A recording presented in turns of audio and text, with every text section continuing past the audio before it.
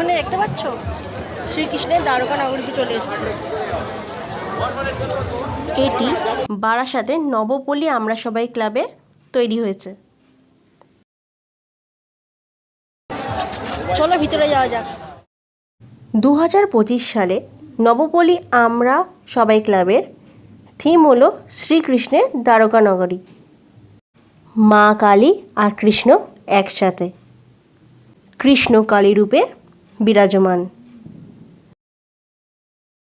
বারাসাত তথা বাংলার মধ্যে সেরা সেরা যে পুজো হয় সেই পুজোগুলোর মধ্যে বারাসাতের নবপল্লী আমরা সবাই ক্লাবের পুজো অন্যতম।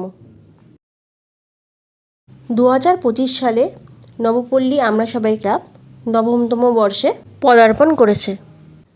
এই মুহূর্তে কিন্তু শ্রীকৃষ্ণের দ্বারকা নগরী জলের তলায় নিমজ্জিত রয়েছে, সমুদ্রের তলদেশে। বাট যে নগরী সমুদ্রের উপরে ছিল সেই নগরীকে এখানে তুলে ধরা হয়েছে।